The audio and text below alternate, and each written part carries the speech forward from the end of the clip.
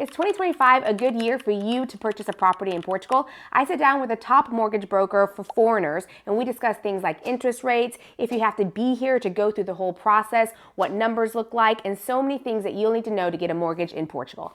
Rafael, let's start with what documents banks will ask for. Yes, Kalie. The documents the banks in Portugal usually request are 6 passports and NIFs for identification, the last 6 bank statements and pay stubs, the last 3 years of income tax. So, for example, in the US, the Form 1040. In England, for example, the P60 or self-assessment. They will also request your Equifax in the US or your credit report to show the debts that you have already in your country. And they also ask for an EVL, an employment verification letter, to show that you have a stable job abroad, okay? In case you have a company abroad, you can also make a self-declaration if it's the case. What happens if someone is retired and not working? Can they still get a mortgage? Of course, you just show your pension letter and your bank statements and we can work with that. Okay.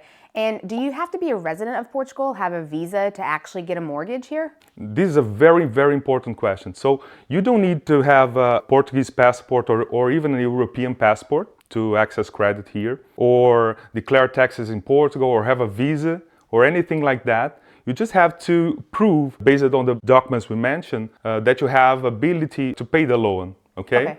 So based on that, the banks will give you pre-approvals. Then, knowing how much you can get with these banks, you can start searching for your property, knowing exactly how much you can get with the banks to secure a mortgage. Now, are the rules different for foreigners getting a mortgage compared to a Portuguese person? It's almost the same. The only difference is that for foreigners who have income tax abroad, who declare income tax abroad, you're going to buy it as a secondary house. The maximum loan to value will be 80%. Okay? If you are a resident, even as a foreigner, you can try for 85, maybe 90%, but it will depend on the appraisal report. Okay? But basically for foreigners, the maximum is 80%. Okay? Okay. And what about age? I know this is a thing with mortgages. There's a certain age that is the cutoff. How does that work? Yeah, the age limit here, Kalie, is 75 years old. So for example, a person like me that is 51 years old, the bank will make 75 minus 51, so 24 years. They'll give me a mortgage of 24-year term. Okay? With a 20% down payment. Okay. But if I am able to put a little more in terms of down payments, let's say 25%, they can give me an extension. There is a product called 50 plus. So for people like me that has that is over 50 years old, they can give me an extension of 5 years. So I can get a 29-year term mortgage. Depending on the strategy, depending on the circumstances, this might be a good option. Summarizing, with this product 50 plus, you can get an extension of 5 years in case you are over 50 years old. Okay? Well, that's good to know, because I think some people are concerned about the age aspect, but there's some wiggle room there. But mainly it's if you put more into the down payment. Exactly. Sometimes it's good for the age groups of when we're in the 60s. So instead of getting 10, you can get a 15-year term. So the monthly payment will reduce a lot. Much better to get an approval, etc. Okay, so we'll run through the process of what it looks like from start to finish in a minute, but I really want to talk about interest rates first. What are interest rates like here in Portugal right now? Okay, the interest rates are very, very competitive right now. In Portugal right now, as of January 2025, we can get a 30-year fixed rate mortgage for incredible 3.5%. And if you go with the fixed rate for 5 years, as they call it here, this will be equivalent for the ARM adjustable rate mortgage, the ARM 5.1 in the US, that is right now 7.3 in the US, and here is 2.7. Wow. So you can get 2.7 fixed for 5 years or 3.5 fixed for 30 years. Okay? So rates are very good, and if you compare, for example, with the US, you can get a 50% discount. Okay. Yeah, that's really big. Yeah. And do you think that interest rates will maintain this throughout the year? Like maintain these numbers? I think so. Maybe we can get a slightly reduction, but I think we are already in a very good level. This will probably maintain, maybe a slightly reduction, but this will probably be the best rates in the year. Okay. So let's run through the process for someone who wants to get a mortgage. What does this whole process look like? What do they, from start to finish, what do they need to do? When the client comes to me, I schedule a video meeting, a 1-hour video meeting, when I explain all the process in detail to the client. So I simulate mortgage scenarios, I calculate closing costs, talk about annual property taxes, etc. After the call, I send an email with a list of documents, these documents that we mentioned, with everything we need to shop the banks, okay? Once I receive the documents, in 1 week, I can pre-approve the client. I'll give the client different proposals from different banks. If the client likes this, the client can start searching for the properties, okay? The proposals are valid for only 30 days, but you don't have to worry. You take your time, look for the property 1, 2, 3, 4 months. Once the client finds the property, they call me saying, Rafael, we find the property. It was listed for this amount. We put in an offer. Sellers accepted. So please move forward, for example, with Bank B, fixed rate, 30 years. And then I'll start the final process with this bank that will take 45, 60 days to complete. So summarizing, 1 week for the pre-approval, the pre-check, then the search. Then once you find the property, around 45, let's say 2 months for the whole process to complete with the bank chosen by the client. What's the benefit of going with you, a mortgage broker, rather than going directly to a bank? Oh, that's a very good question, Kalie. Since I started working here in Portugal as a mortgage broker, I just work with foreigners. So I know this process very well. I can help the client from the beginning to end, helping the client to avoid any pitfalls in this process. For example, I can give you the best banks, the best branches and managers to assist the client. And this is very important. If the client goes directly to some banks or branches, the client probably will find there is not a very user to foreigners or to foreign papers who doesn't speak English very well, or even the worst of the things, give you an incorrect pre-approval. I remember a story that happened like some months ago. We had a client that made the quotation with us. We gave him 80%. He was a non-resident. And he said, Rafael, thank you very much for your assistance, but we found a manager that approved us for 90% for a non-resident. The rates are okay, etc. I said, this is a little strange, but if you really have the approval, feel free to go, okay? 1 month passed and he called me saying, Rafael, I have a problem. The final approval came with 70% only. I already paid 10% to the seller. Their lawyer didn't insert any clauses to protect me to get the reimbursement. I need to secure the mortgage, let's say in about a month, not to disobey the deadline of the contract.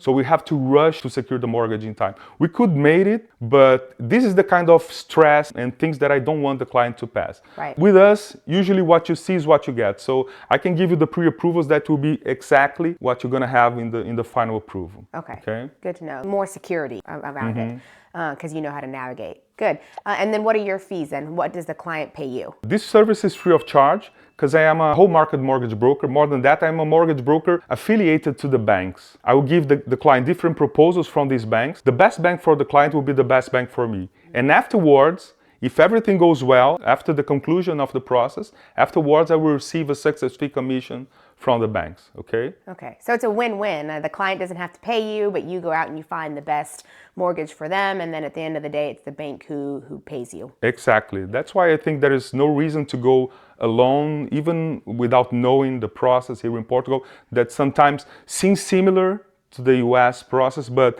there are a lot of little details and little pitfalls that I can help you with. All right, let's go with an example here. If someone has a property they want to purchase for 300,000, what does that look like? In this example, Kalie, 300,000 euros, the client has to come with a minimum of 20% down payment, so 60,000 in this case. And the closing costs will be, first the IMT, call it the transfer tax.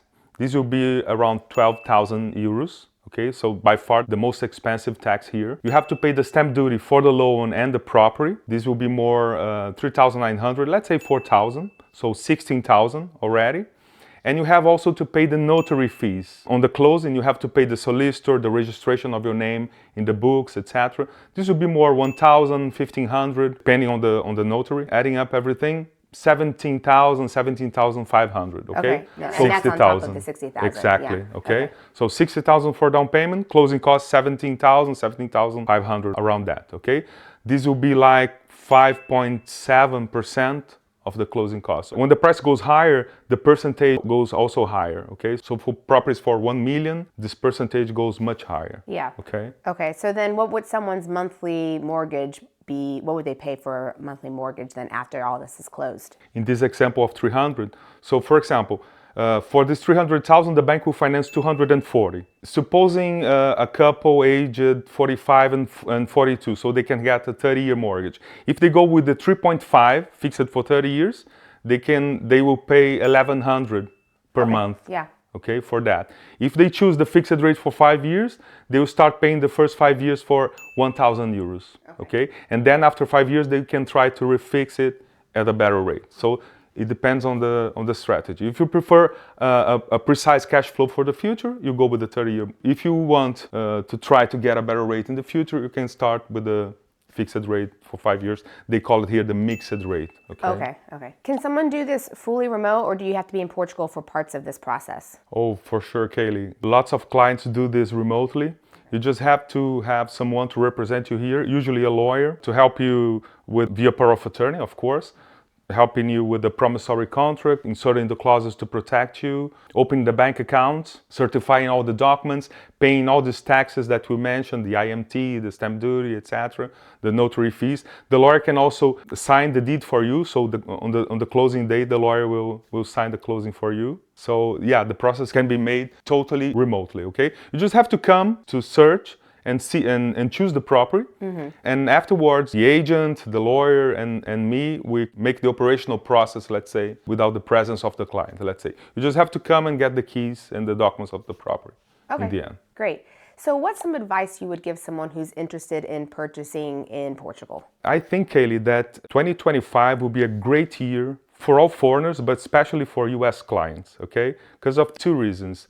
First, the incredible mortgage rates. You can get today a fixed mortgage rate for 30 years for 3.5%, comparing with the US, as I said. I was seeing, as of January 2025, the US is 6.9, so almost close to 7%. Here we can get 3.5, so this is exactly half of it, okay? So half interest, so this is a 50% discount. And this is valid for all foreigners, of course. And if you choose the fixed rate for 5 years, the equivalent in the US will be the hybrid ARM, adjustable rate mortgages, 5.1, okay? There in the US is 7.3, and here you can get for 2.7. Wow. So it's a huge difference. You can get, instead of getting the first 5 years for 7.3, you have 2.7 here. So it's a huge difference. So I think this is a great opportunity. And the other thing is the exchange rate. You know, in the past, the euro-dollar parity was 1 to 1.2. And right now, the parity is very close to 1 to 1. So you can say that because of the strong dollar, things are 20% cheaper in Portugal. Right. So everything, assets, properties, cost of living. So we have two important things to take into consideration here: the exchange rates and the mortgage rates, okay, the interest rates. Awesome. Well, thank you, Rafael. And if you would like to get in touch with Rafael, then email me at info@expatseverywhere.com. And if you're looking for where to live in Portugal, then check out this video right here. Now, let's get moving.